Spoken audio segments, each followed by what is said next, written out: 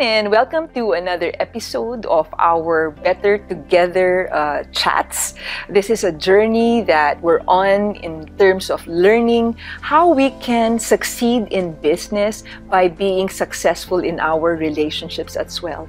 And I'm excited because we're going to be talking with someone right now who, to me, was one of the first people who really modeled and showed me what it's like to be prioritizing relationships, and because of him prioritizing relationships, he succeeded in business phenomenally. I'm talking about no other than my upline, Mr. Japa Bismark. Hi Japa, and welcome. Thank you for inviting me here. You know, Japa, I remember the very first time I met you, you were doing a training, and I attended the training, and I was immediately struck about your authenticity and the integrity that you had. This was way back in 1998. And over the years, over the past 20 years, I have seen how you have remained true to that Japa that I met before.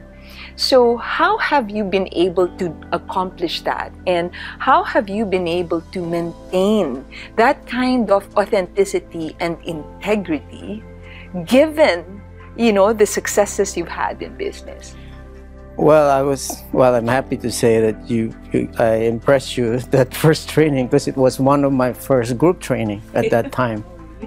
And I was, of course, pushed by my upline to do training because he was talking about duplication to me, the importance of duplication. But as far as authenticity, or, you know, how was I able to maintain a certain, you know, demeanor, was that sort of like, I think that was already my personality. You know, at a young age, I left home and I already saw the importance of understanding that other people are very important in terms of, in my life, that I cannot really live alone. At that point, I realized that, in fact, nobody could ever say that they're independent. You know, although that's the struggle, that we all struggle to be wanting to be independent. Children try to live home. I want to be independent. I want to do my thing. Sometimes wives would say, oh, I want to have my own career. I want to be independent. But in fact, it's a myth. And the early onset that we realize that we can never really be independent is the time we start appreciating that, okay, I'm dependent upon everybody. I cannot live alone. Then we start appreciating the people around us, that we need to live in this world. Wherever you are, whatever work you do, you need people around you. And if you need people around you, the question is, how would you be treating them? You know, it's just a question of, okay, I need their services. I need their help. So definitely, I would have to also offer them a similar service. Like they say, you know, what kind of service you'd like to be offered, you have to offer it the same. You know, there must be a mutual service happening. Of course, it's not, I didn't look at it as business, but rather than I started to appreciate at a young age the importance of other people. Not in terms of whether they have money in the bank or they have a car, but the importance of just them being there, you know, around you. And we're always offered people around us. We either live with aunties or our parents or anyone who's around us, who's actually part of, you know, helping us live a life. So I started appreciating that. So definitely it changed my whole perspective in terms of how I should deal with people. I have to be patient with them because they have imperfections. So do I have imperfections. I have to be tolerant, you know. I have to acquire the necessary qualities that people would like. I would say even the person who you may think is bad, but he would always appreciate a good gesture from anyone. Right. You know, he would always look for good qualities in a friend. So then you start realizing, okay, I have to develop these qualities that people would like me, or else why would they sort of like help you? You know what I mean? What makes a mother serve the child because, you know, he's cute. You know what I mean? At least to the mother. Yeah, to the mother. And there's this, immediately, there's this charm, you know, the charm is there. There's, you know, affinity immediately is established in a very short time because you find a person pleasant. So it's really a question of, okay, and it's not trying to be cute or what, but I mean, you got to be pleasant for people to like you. That's right. So I always say that building a relationship starts with you making yourself known, liked, and trusted. All three. Yeah. Because people might know you, but they might not like you. Totally, right? Yes. Or they might know you and like you, but might not trust you. Mm-hmm. So it has to be a package. It has to be all three. Definitely, it's a whole package. Yeah. Because like when I say that people should like you, I mean, they could only like you if they could trust you. You know, there's no really question of liking someone wherein you always have this fear that he might steal something from you, or he's going to lie to you, or he's going to, you know, do all of those things. So that must be established, you know, from the very beginning. So how did that belief, so you learned the value of relationships at a young age. Very young age. Which was great, because not everybody learns that. How did that help you when you started your direct selling business? Because obviously, a lot of times when somebody new starts the business, they get concerned about knowing what to say, knowing what to do, how to present, how to prospect, you know, the business skills, which are important. However, there's not enough attention being placed on the relationship side of it, on getting known, liked, and trusted, and getting more people to know you, like you, trust you. You already appreciated relationships at the beginning. How did that help you when you started doing the business? This time, my approach was not to sell someone. Because and most marketing people, like networkers sometimes, they think networking is about selling something. So they try to sell. And when you're focused on selling, you make a lot of promises that you could, deliver. You promise the moon, you promise this, you promise that. For what? Just so that you could make a sale. And normally what happens, that would be a one-time sale. Because the person who you sold to realizes, hey, you know, the promise he made, you know, there was a lot of, you know, selling or lying in front. Because marketing sometimes it's a big lie business, which should not be, because you just want to sell for the day. So because I was focusing on relationship, I was worried. I said, okay, I would have to make sure I tell him, give him the right information, because I still plan to see him tomorrow, in a week's time, in a month's time. This person was in fact already in my life as a friend. So how can I just make a one-time sale? So I had to really understand, you know, what I was offering him. And because early in the game, I realized that, hey, I'm offering a very wonderful opportunity to friends and people I know. I wasn't really forcing it to them, because you're sharing a nice concept, you're sharing a nice business idea. In fact, I was feeling a little bit proud that, hey, I could present this to you. So I was excited, because I was not thinking, okay, I'm gonna make money from this presentation. Whereas actually I went there honestly thinking that, hey, I'm sharing something with this guy. So to help. And I wasn't like, you know, I'm not, what do you call this? I'm not shy to present. I'm not. And the person, I sort of like make known to him that I'm sharing him something. So he cannot tell me, oh, I don't have time. I don't. Normally, like when I tell you, Donna, Donna, I'm coming and I'm dropping off a gift. You don't tell me, oh, Japa, no, I don't have time for your gift. I'm too busy. I'm too busy for your gift. So I've never really had that experience. Even if that person was very busy, they make a time for me. Okay, when can you present this idea? Because I presented in a way they knew I wasn't going to sell them something that I'm going to rip them off for some cash or this and that. So sort of like it was a whole different approach. Right. So that's actually very interesting that you mentioned that you were looking at it as a gift to them. Because again, from a point of view of relationship, if you value somebody, right, you would want to give them something that's good for them. You think about their welfare, you think about what's good for them rather than yourself. Yes. That's the whole point of a relationship. And that's why I guess it was called a presentation. We call it because a present is actually a gift. Yeah, you know I know that training. I remember that training. And the whole thing about presentation is also knowing how to package it. You know, what is this gift? Because like, you know, people must be receptive to accept your gift. Like if I come here with a dead dog and I'm offering a dead dog, you're not going to be receptive. So sort of like, I also understand that each person is individual. They have their own likes and dislikes. But your whole presentation cannot just be one type of presentation for one group or a particular person. You must adjust because presentation is how you would package your gift to people. So that plays a major role on how you would package it. Like if I was to offer your son a gift, I would have to find out, okay, what's he like? Is he into basketball, baseball, or whatever sports? So if I find out, oh, he plays baseball, then I'll buy a baseball, anything baseball to him would be appreciated. So you package it according to the person you're going to be presenting to. And that's very important. Now, of course, Japa, we're in the business of talking to people. And at a certain point, you'll run out of people that you have a relationship with to talk to.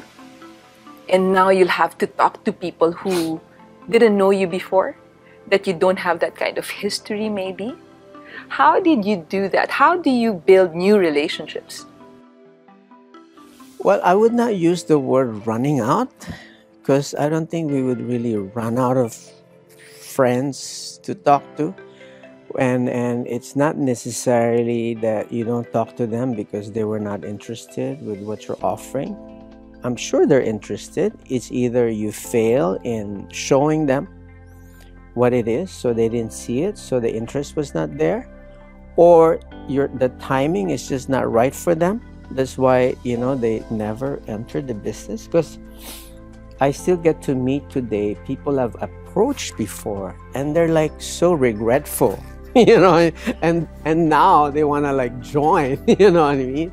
That includes family members, definitely. Yeah.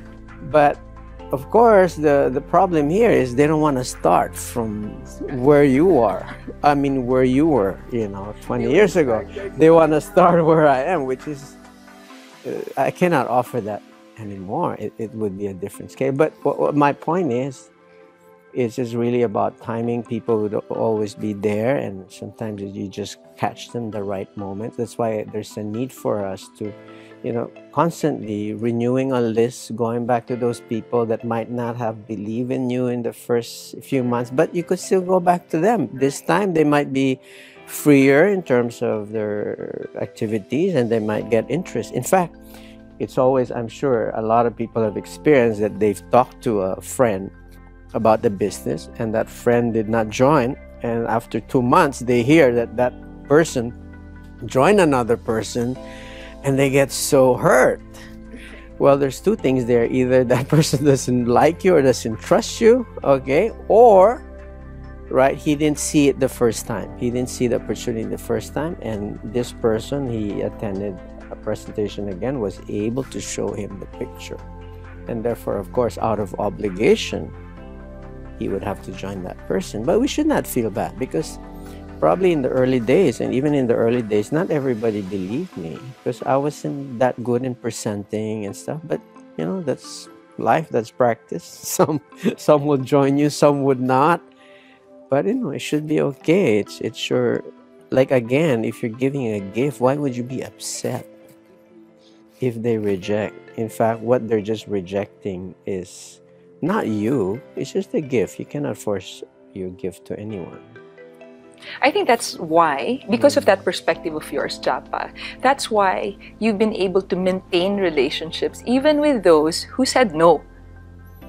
Because your perspective is, I'm giving you a gift. It's your choice if you say yes or no. It has nothing to do with who I am. It doesn't diminish who I am as a person. And it doesn't diminish our relationship. Yeah. Right? Yeah. That's a good one. Now, I've always... I just have a note on maintaining a relationship. Because, you know, if you look at it, Donna, That's why I never really had many friends like VJ. Because having VJ as a friend is a highly maintenance, having a friend is highly maintenance. It's just like having a wife. It's the focus, must True, be it there. takes time, work. Relationship is a highly maintenance work. And how many actual VJ can I have in my life? I mean, I'm having difficulty with maintaining one. So I realized at that game that I have to now categorize different relationship, a different level of relationship based on the importance. And according to that, there's a proper maintenance for that relationship. Of course, when I say maintenance, it's about not cutting communication. There must always be some form of communication. You don't let, a week pass without communicating with that person that you need to communicate with. Especially if you're trying to establish a business with that person, there must be a constant need for communication. Because without communication, the person would start losing, the trust or the continuity, you know what I mean? They won't see the vision you have. They lose the plot. So there's a constant process of communicating. So maintenance for me is key to all of these relationships. So why am I saying this? Don't just have 20 people. Don't just open up, start with 10 or 20, because my question would be, can you actually maintain it? Yeah, it's like having 10 kids at the same time. Totally. Can you maintain it? Now, if you've not duplicate your relationship with other people who could maintain them as well, then you will have difficulty building, because they will just take so much time, and you will have issues with time and prioritization of who you should be giving your time. Yeah. So you're talking about bringing in a business partner. You shouldn't bring in so many at the same time, because you have to maintain all of that. Now, in the process, Jap, of course, of maintaining, and that's you mentioned very astutely that it's really the key is maintenance. Obviously, there will be misunderstandings in any relationship. That's in any relationship. How? What advice will you give to networkers who are, having disagreements or maybe disappointments? Because we're bound to disappoint each other. How do you, maintain? My first advice would be mature. What is mature?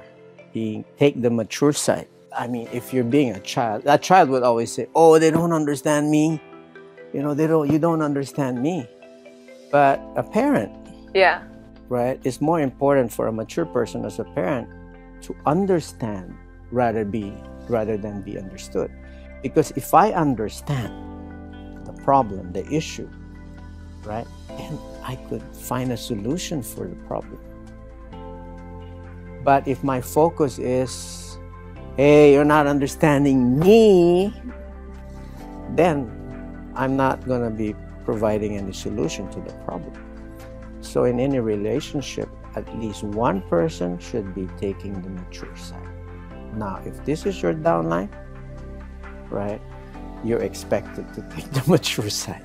You got to be more understanding. Understand them first before, So, I mean, there's a saying that it's more important to understand than be understood. And that's always a policy that I take with any relationship, whether it's with my older brothers or even with my mother. I rather understand first than be understood.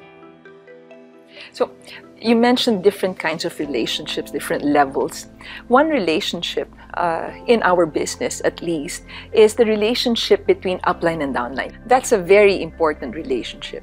Now, we always say that the line of sponsorship is sacrosanct. It's sacred. We should protect that. Is there anything practical that you could share, tips on how we could maintain that line of sponsorship or protect even? Sometimes you have to protect relationships, right? How do we do that? Well, first, I would sort of like try to make a differentiation between your sponsor and your actual upline? Because like my upline was not necessarily my sponsor. In fact, the person who sponsored me did not teach me anything about networking at all. His whole idea, you know, sign me up, and from me, he's gonna make a lot of checks. Those are sponsors. But a real sponsor, it's nice to have a real sponsor and an upline as well. That's a nice thing. But in an ideal world, most sponsors, they just leave you flat there. So you got to learn how to find an actual upline. And your upline might not necessarily be the person on top of you.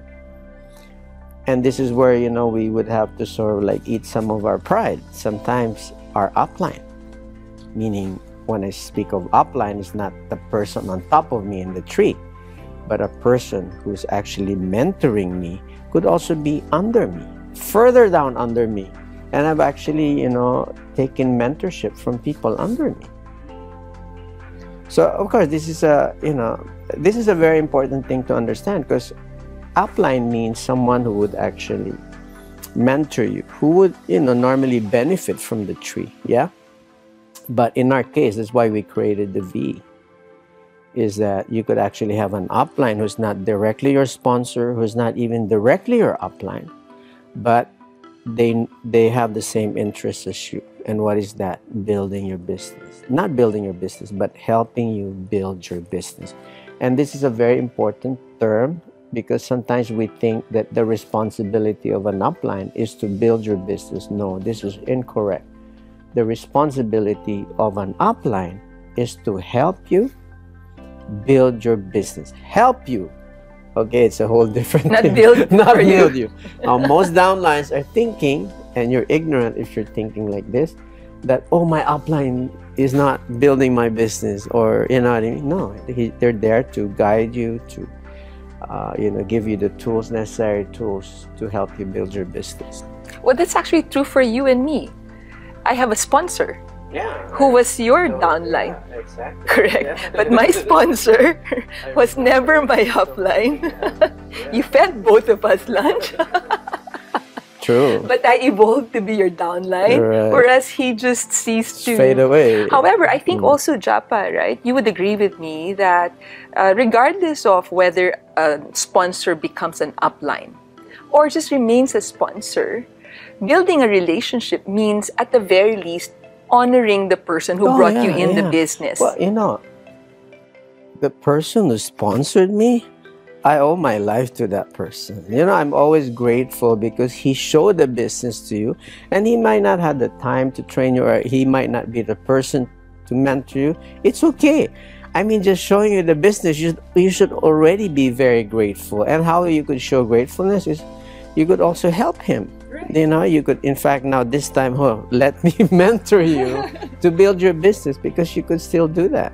And the relationship you could have with him would be good. That's why we always bring our sponsors with us sometimes on presentation, take them around, and have them excited, give them hope that hey, they could still build the other side, because they might have failed in only having one on one side, building on one side, but you could still encourage them. So you have to always be grateful with your sponsors. I think that's something that we don't see enough of in the business, where sometimes downlines even become demanding and take it against their upline. And this is the scary part, Donna. See, sometimes people don't understand that what you do.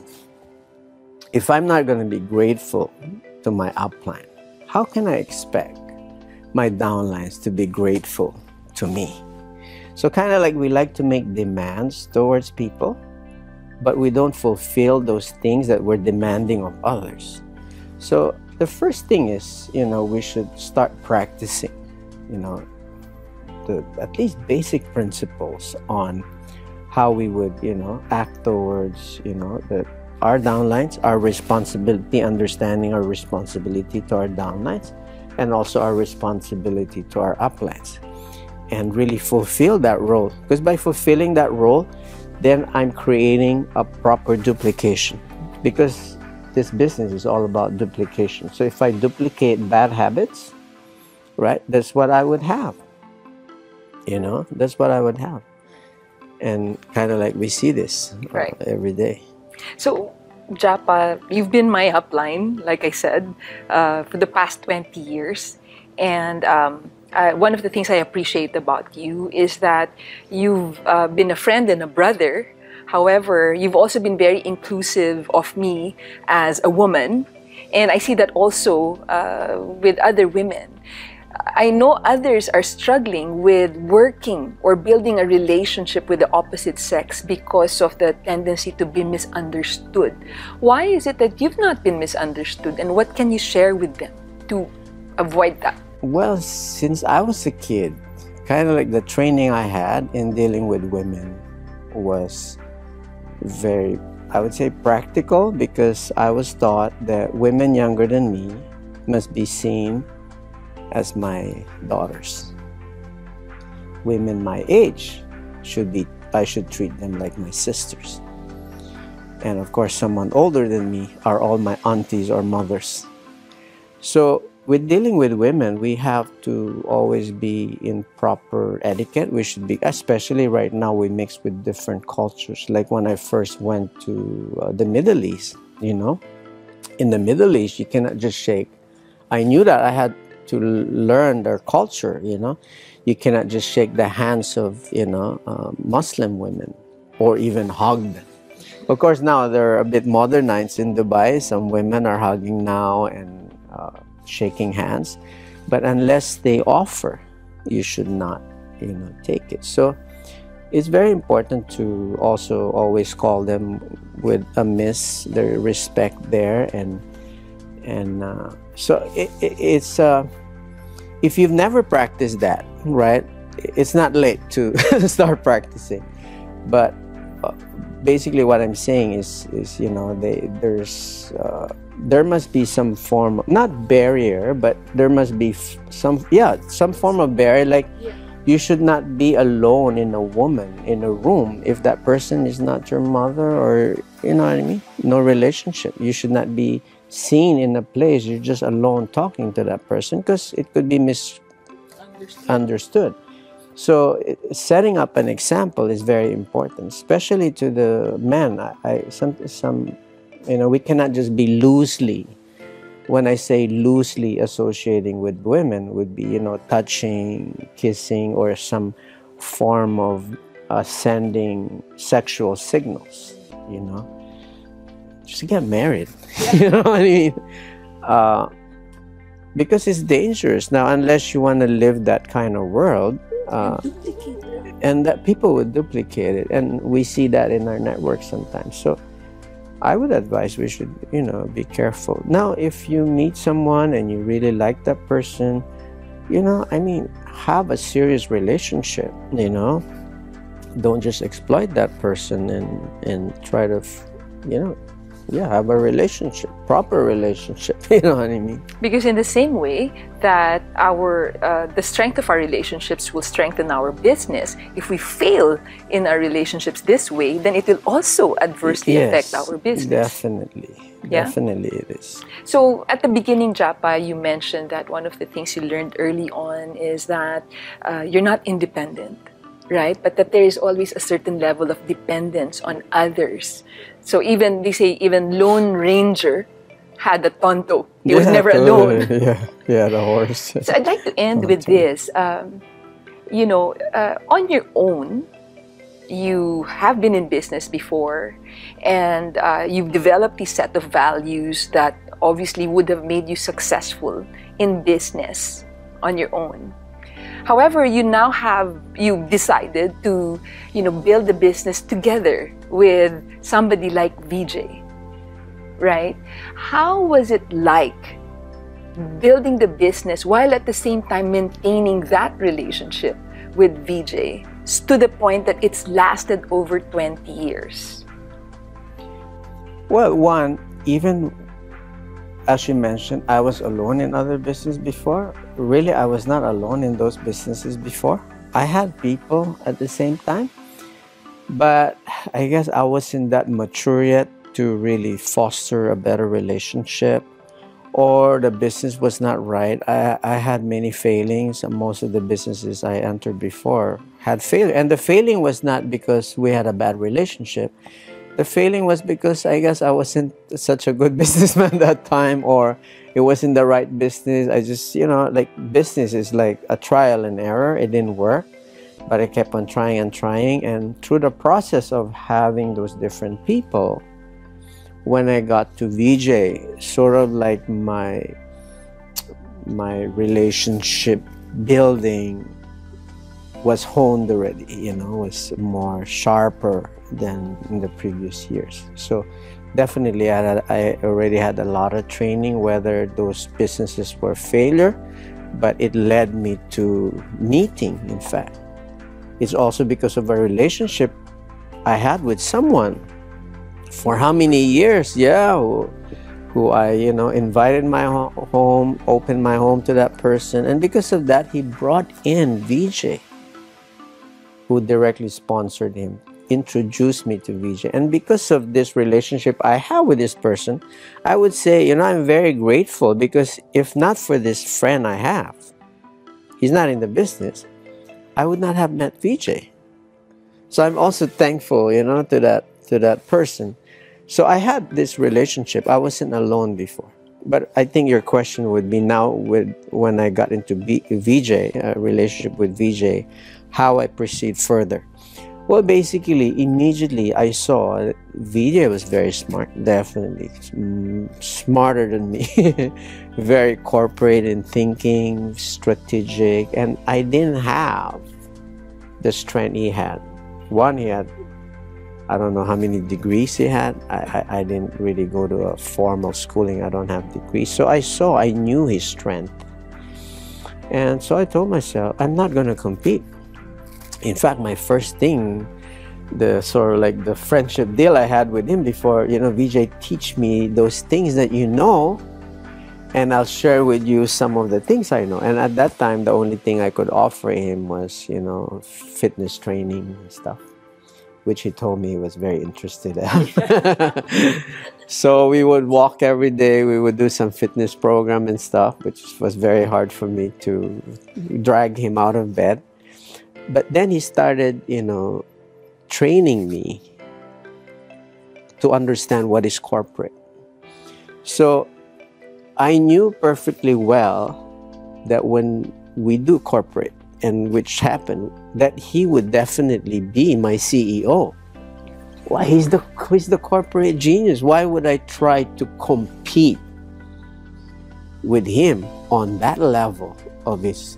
I mean, if it was push-up or fitness, I'll compete. This would be my strength, or you know what I mean. At that time, I was not even, I don't really go up on stage. In fact, I went to him once in the very beginning.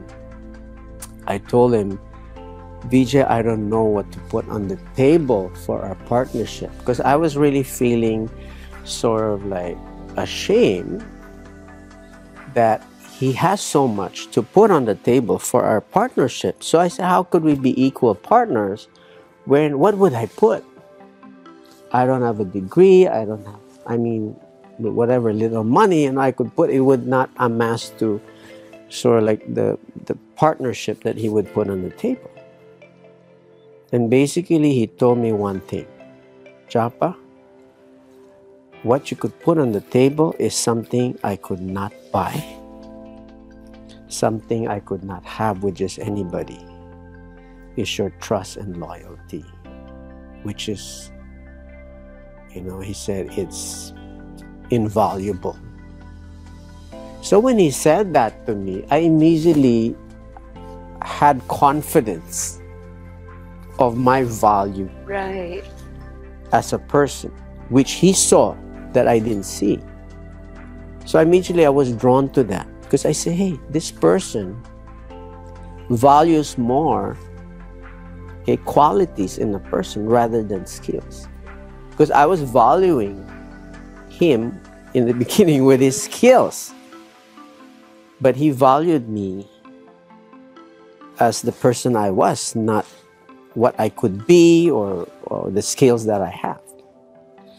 And those sort of like, when I saw that, I'm just like, there would be no competition.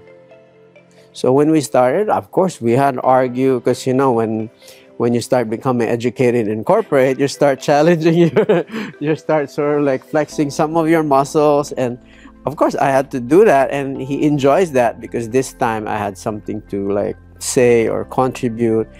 But it was more of a sparring for us. It wasn't really a fight or trying to compete, this and that, because he also wants the balance at times. You know, I would come from a left hook on things which probably he won't see, and I appreciate because he would always listen to it, you know, patiently, even though he already knows what, you know, I was going to say.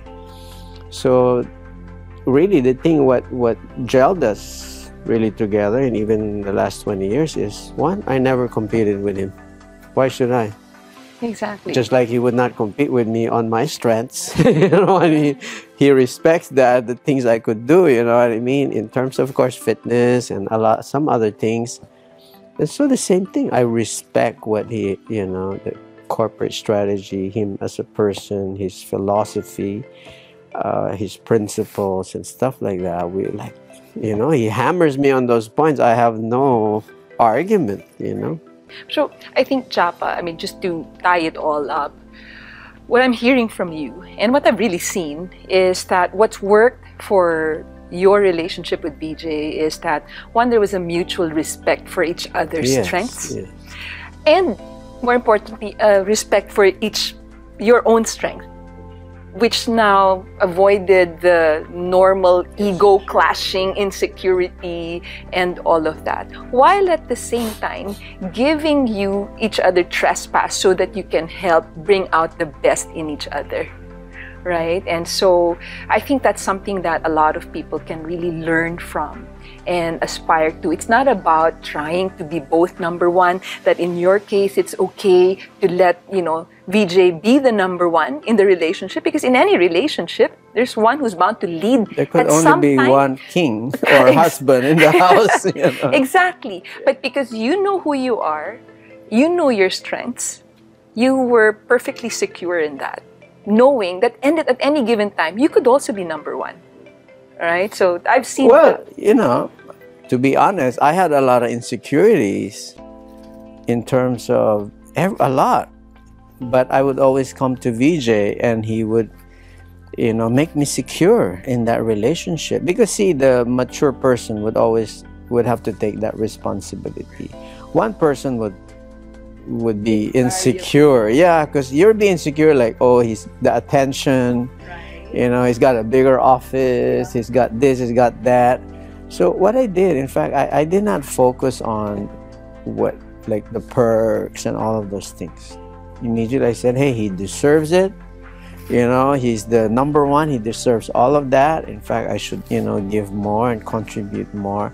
Let me just play, you know, second wing. You know what I mean? So I had to find my role, you know, and be satisfied and happy. And there's no ambition.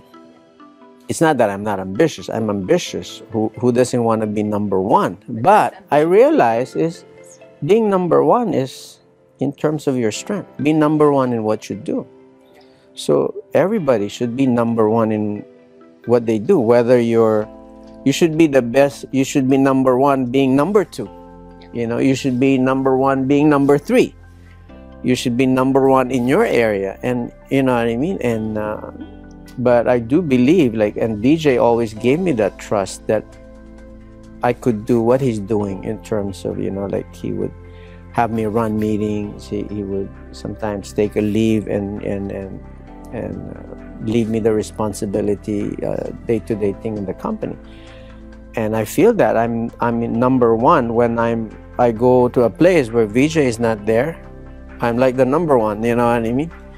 And so it's a question of really, you know, understanding, okay, how do you play this role? It's just a role at the end of the day. Yeah. Well, I couldn't end on a better note than that, Japa. Being number one in your own strength is the best way to build a relationship, right? So thanks so much, Japa, for the invaluable advice. And again, yes, You are the same Japa today that I met 20 years ago in terms of your values and your principles. However, you're also a better version of that Japa. Oh, thank you, Donna. Than that I met 20 years ago.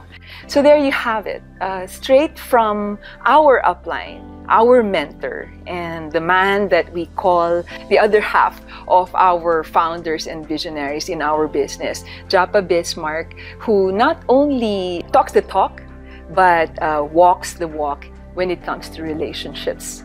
He has shown that just by being who he is and being number one at who he is, he has shown how he has been able to maintain a relationship and his relationships, and in so doing, how he has become better as a person, and by being better as a person, things have become better together. Let's learn from that and look at how we too can be better so that we can be better together. God bless you all and thank you.